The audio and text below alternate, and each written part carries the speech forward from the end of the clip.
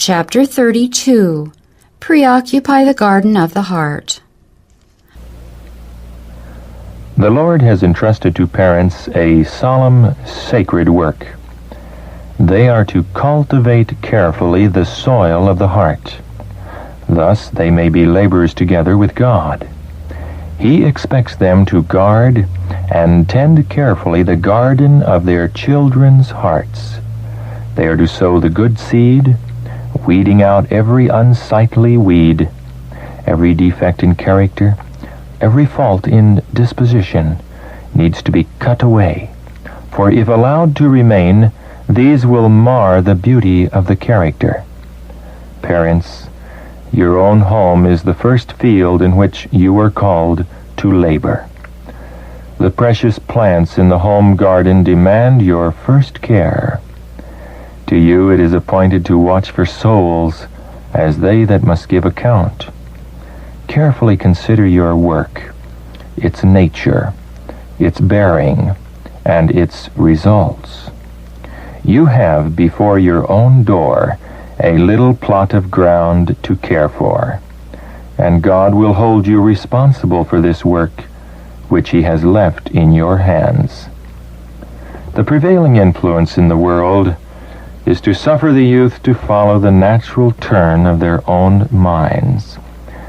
And if very wild in youth, parents say that they will come right after a while, and when 16 or 18 years of age will reason for themselves and leave off their wrong habits and become at last useful men and women.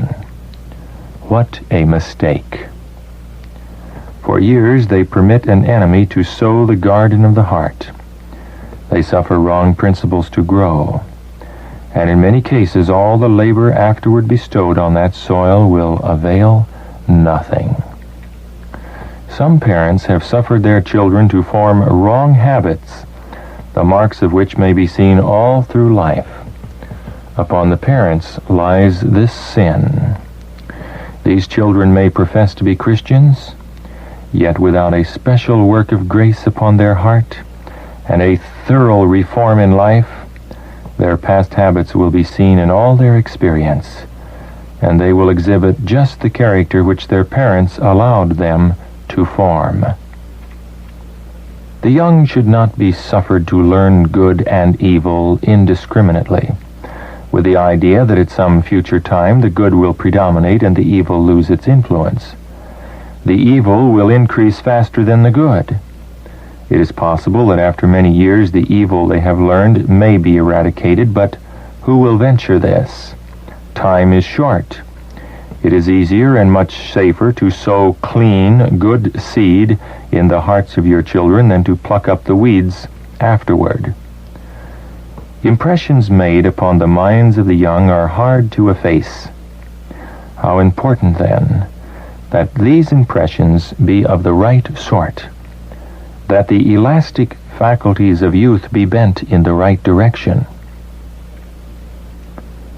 In the earliest years of the child's life, the soil of the heart should be carefully prepared for the showers of God's grace.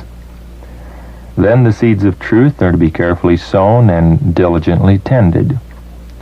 And God, who rewards every effort made in His name, will put life into the seed sown, and there will appear first the blade, then the ear, then the full corn in the ear. Too often, because of the wicked neglect of parents, Satan sows his seeds in the hearts of children, and a harvest of shame and sorrow is born. The world today is destitute of true goodness because parents have failed to gather their children to themselves in the home. They have not kept them from association with the careless and reckless. Therefore the children have gone forth into the world to sow the seeds of death. The great work of instruction, of weeding out worthless and poisonous weeds, is a most important one. For if left to themselves, these weeds will grow until they choke out the precious plants of moral principle and truth. If a field is left uncultivated, a crop of noxious weeds is sure to appear, which will be very difficult to exterminate. Then the soil must be worked and the weeds subdued before the precious plants can grow. Before these valuable plants can grow, the seed must first be carefully sown. If mothers neglect the sowing of the precious seed and then expect a harvest of precious grain, they will be disappointed, for they will reap briars and thorns. Satan is ever watching, prepared to sow seeds which will spring up and bear a plentiful harvest after his own satanic character. Eternal vigilance must be manifested with regard to our children.